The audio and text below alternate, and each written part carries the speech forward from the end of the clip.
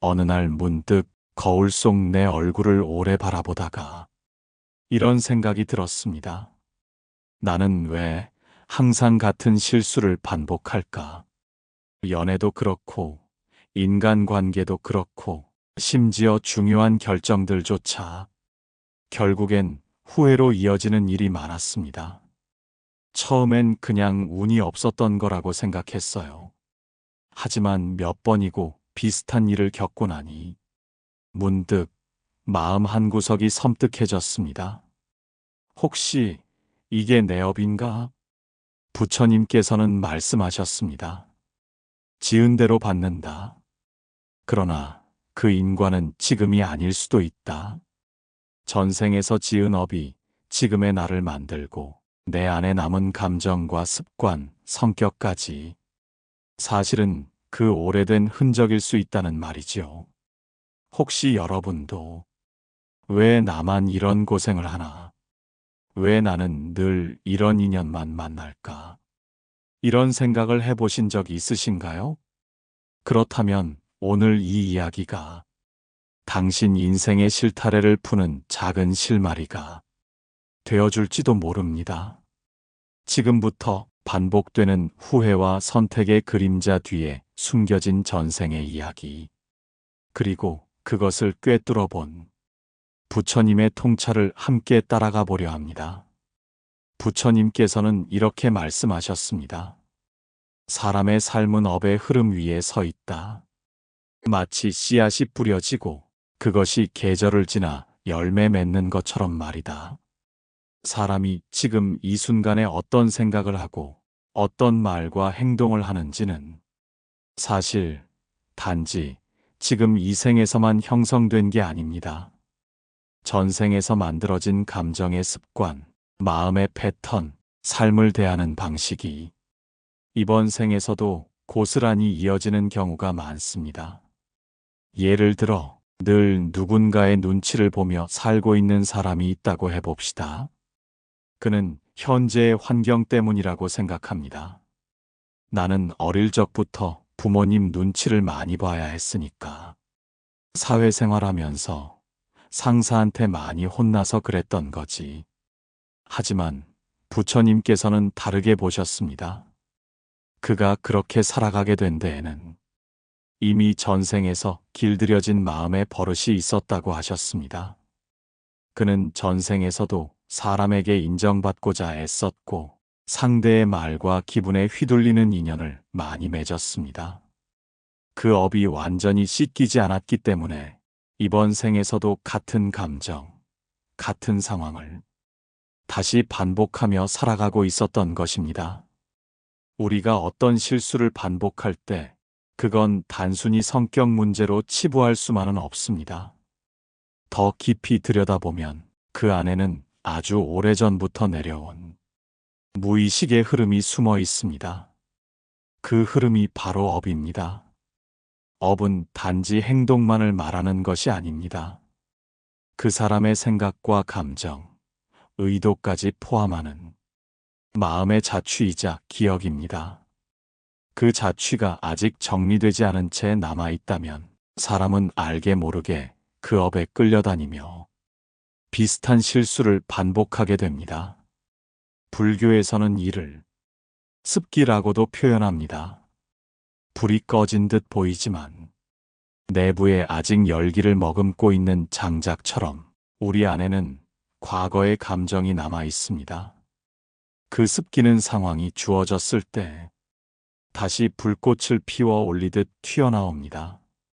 그래서 어떤 사람은 결혼을 3번 해도 늘 같은 유형의 사람에게 끌리고 직장을 바꿔도 비슷한 상사와의 갈등을 반복합니다. 이유를 몰라 답답하고 나 자신이 싫어지기도 합니다. 하지만 그 실수는 그저 현재의 내가 미숙해서만은 아닙니다. 그건 마치 전생에서 아직 끝맺지 못한 한 장면이 이번 생에서 계속을 외치는 것과도 같습니다. 부처님께 지혜를 구했던 한 제자가 있었습니다. 그는 늘 중요한 순간마다 두려움에 사로잡혀 도망치곤 했습니다. 공부를 시작하면 중단했고, 사람을 만나면 멀어졌고, 어떤 결심도 오래가지 못했습니다. 그는 자신을 비난하며 말했습니다. 저는 정말 의지가 약한 사람입니다. 이게 제 팔자일까요? 성격일까요? 그러자 부처님께서는 조용히 고개를 끄덕이시며 이야기 하나를 들려주셨습니다. 너는 전생에 전쟁터의 병사였느니라. 전투 중 두려움이 커져 동료를 남겨두고 도망쳤지. 그 선택은 목숨을 살렸지만 죽는 순간까지 죄책감으로 고통받았단다. 그 마음이 이번 생까지 이어져 내가 무엇인가를 하려 할 때마다 내면의 두려움이 먼저 피어오르는 것이니라. 제자는 말문이 막혔습니다. 그의 습성과 감정이 단지 성격 탓이 아니었다는 사실이 깊은 울림처럼 다가왔기 때문입니다. 그리고 부처님께서는 마지막으로 이렇게 덧붙이셨습니다. 지금 네가 할 일은 그 두려움을 다시 도망치지 않고 마주하는 것이다. 그럴 때 업은 사라지고 다음 생은 새로운 이야기로 이어지게 될 것이다. 지금까지의 이야기는 전생의 업이 어떻게 현재의 감정과 습관으로 이어지는지를 부처님의 가르침과 사례를 통해 들려드린 부분입니다. 이제 다음으로는 왜 우리는 같은 사람만 만나게 되는가? 반복되는 인간관계의 업에 대한 실제 이야기를 전해드리려 합니다. 그는 늘 열심히 살아왔습니다. 성실하게 일했고 가정을 지키기 위해 희생도 마다하지 않았습니다. 하지만 이상하게도 삶은 늘 제자리였습니다. 노력한 만큼 성과가 따르지 않았고 기회는 늘 그의 손가락 사이로 미끄러졌습니다. 왜 저는 이렇게 안 되는 걸까요? 다른 사람들은 비슷하게만 해도 잘 되는데 저는 뭘 해도 벽을 느낍니다. 그는 중년이 지나 몸과 마음이 지쳐갈 즈음 부처님을 찾아와 이렇게 하소연했습니다. 부처님께서는 잠시 눈을 감고 그의 얼굴을 찬찬히 바라보셨습니다. 그대는 지금 이 생에서도 꾸준히 참으며 살아왔구나. 그러나 그 참음 속에 작은 원망이 자라고 있었음을 알고 있는가? 그는 그 말에 고개를 숙였습니다. 겉으로는 성실하고 온화해 보였지만 마음 깊은 곳에서는 누군가에게 인정받고 싶고 보상받고 싶은 바람이 늘 있었습니다. 그걸 들켜선 안 된다고 애써 외면해왔던 감정이었습니다. 부처님은 조용히 말씀하셨습니다. 전생에 그대 또한 남을 위해 헌신했으나 그 대가를 받지 못한 삶을 살았느니라. 그 서운함이 이번 생에도 남아있어. 어떤 일을 해도 나는 결국 안 될 거야 하는 마음의 벽을 세우고 말았지. 그 벽이 업이다. 그제야 그는 자신이 왜 중요한 순간마다 한 걸음 뒤로 물러섰는지, 왜 좋은 기회 앞에서도 스스로 움츠러들었는지를 깨달았습니다. 그것은 현실의 문제가 아니었습니다. 자신조차 인식하지 못한 전생의 감정이 현재의 삶을 통째로 뒤덮고 있었던 것입니다. 부처님은 장작에 비유해 설명하셨습니다. 불붙은 장작이 있다. 겉보기엔 꺼진 듯해도 속엔 뜨거운 불씨가 남아있지. 그 장작을 다시 불 속에 던지면 금세 타오르듯 그대의 마음 안에 남은 불씨 또한 계속 같은 감정을 태워버리는 것이다. 그는 물었습니다. 그러면 저는 이제 어떻게 살아야 합니까? 부처님은 미소 지으시며 대답하셨습니다. 이제 그대는 보게 되었느니라. 반복은 무지에서 비롯되나 멈춤은 자각에서 시작되는 법. 스스로를 알아차리고 과거의 상처를 탓하지 말고 이 순간의 마음을 맑히려 노력하라. 그것이 업을 소멸시키는 길이다. 그날 이후 그는 변화했습니다. 작은 성공에도 자신을 칭찬했고 누군가의 인정이 아니라 스스로의 평온을 우선으로 삼기 시작했습니다. 삶이 완전히 바뀐 건 아니었지만 더 이상 나는 안 되라는 말은 입 밖에 꺼내지 않게 되었습니다. 이 이야기는 전생에서 비롯된 상처와 감정이 현재의 자존감과 현실의 벽이 되어 반복되는 업을 보여주는 한 사례입니다. 다음 장에서는 왜 우리는 그토록 반복되는 실수를 끊지 못하고 끝내 깨닫지 못한 채 살아가는지 그 이유를 부처님의 비유와 함께 짚어보도록 하겠습니다. 사람들은 말합니다. 나는 이제 알겠어. 다음엔 실수하지 않을 거야. 하지만 시간이 지나면 다시 그때와 똑같은 상황 앞에서 또 비슷한 선택을 하고 결국 같은 결과에 이릅니다. 왜일까요? 부처님께서는 이 질문에 대해 아주 오래전부터 한 가지 비유로 설명하셨습니다. 불붙은 장작을 던지면 불씨는 계속 옮겨가듯 그대 마음속의 불씨도 자각하지 않으면 계속 타오를 것이다. 즉, 우리는 과거를 인식하지 못한 채 겉모습만 바꾸려 합니다. 결과를 바꾸고 싶어 하지 원인을 들여다보려 하지는 않습니다. 그러니 비슷한 결과가 다른 얼굴을 하고 반복되어 나타납니다.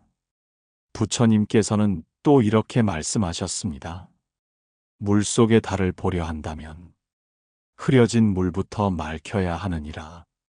흐려진 물은 바로 우리의 업식입니다. 업식이란 전생과 현생을 통틀어 무의식에 새겨진 생각, 감정, 습관의 흔적입니다. 이 업식이 강하면 우리는 본능처럼 움직입니다. 스스로 선택한다고 믿지만 사실은 과거의 감정과 기억에 끌려가는 것입니다. 누군가가 늘 참으면서도 분노를 느끼고 늘 도우면서도 서운함을 감추지 못한다면 그것은 단지 성격의 문제가 아닙니다. 이미 쌓이고 굳어진 오랜 업의 흔적일 수 있습니다. 그 흔적을 보지 못하면 아무리 좋은 책을 읽고 감동적인 말을 들어도 행동은 바뀌지 않습니다. 깨달음이란 대단한 철학이 아닙니다. 지금 이 순간 내가 반복하는 생각을 멈춰서 바라보는 자각입니다. 아, 내가 또 그 마음으로 반응하려 하네. 아, 이 감정은 내가 어릴 적부터 반복한 패턴이구나. 지금 이 판단은 그 사람 때문이 아니라 내 안에 오래된 두려움 때문이겠구나. 이렇게 마음을 들여다보는 순간 우리는 처음으로 그 반복의 고리를 알아차리게 됩니다. 그리고 그 알아차림이 처음으로 업의 고리를 끊는 실마리가 되는 것입니다. 부처님은 이렇게 말씀하셨습니다. 업은 물들인 천과 같아서 몇 번을 빨아도 흔적은 남는다. 그러나 자꾸 씻고 말리면 언젠가는 빛이 바래게 되느니라. 이 말은 곧 우리가 완전한 깨달음을 얻지 못하더라도 지속적으로 마음을 들여다보고 반복된 감정과 반응을 알아차리는 훈련만 해도 업은 점차 옅어지고 삶은 조금씩 달라질 수 있다는 가르침입니다. 깨달음은 한순간의 일이 아니라 매일매일의 자각 위에 피어나는 꽃과도 같습니다. 이제 마지막 장에서는 그 자각 이후의 삶에 대해 그리고 우리가 어떻게 업의 고리를 끊고 조금 더 자유롭고 가벼운 삶을 살아갈 수 있는지 부처님의 말씀과 함께 살펴보겠습니다. 지금까지의 이야기를 들으며 당신도 문득 생각이 들었을지 모릅니다. 그때 그 선택, 정말 나의 자유의지였을까? 왜 난 똑같은 상황 앞에서 또 그렇게 반응했을까? 부처님께서는 분명히 말씀하셨습니다. 과거는 바꿀 수 없지만 지금 이 순간의 선택이 미래의 업을 바꾸느니라. 우리는 반복되는 고통 앞에서 이제는 좀 달라지고 싶다는 바람을 품습니다. 하지만 마음속 깊은 곳에서는 익숙한 감정, 오래된 습관, 그리고 무의식에 남은 전생의 잔상이 또다시 같은 문을 두드리곤 합니다. 그렇다면 우리는 무엇부터 해야 할까요?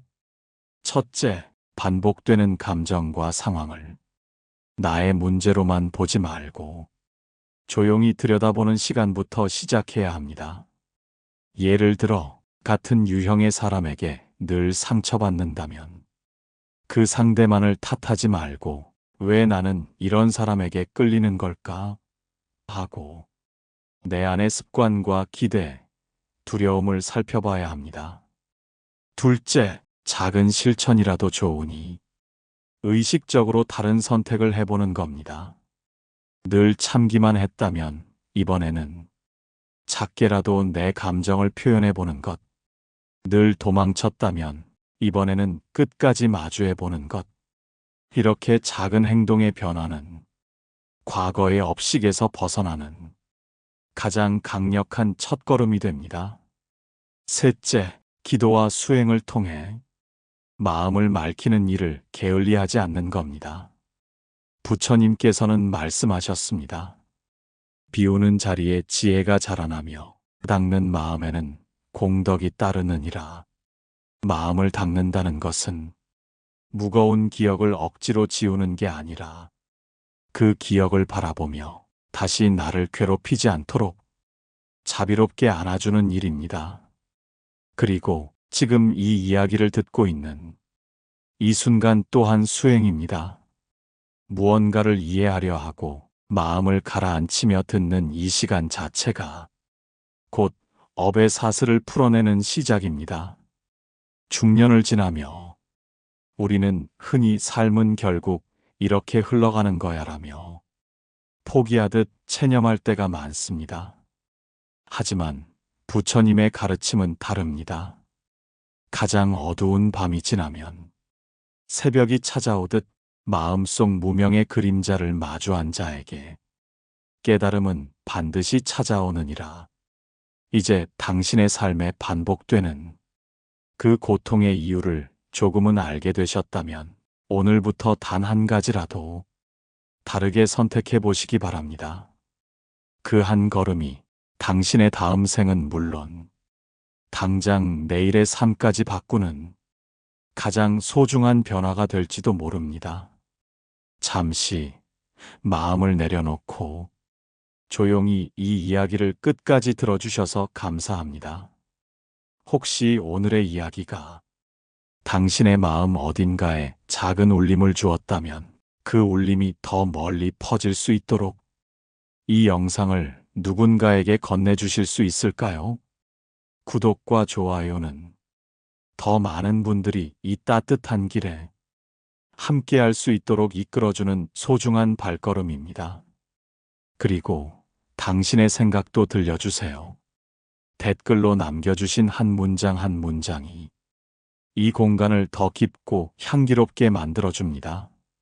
마치 서로의 업을 비추는 작은 등불처럼요. 다음 이야기에서도 당신과 다시 마음을 나눌 수 있기를 바랍니다. 고맙습니다.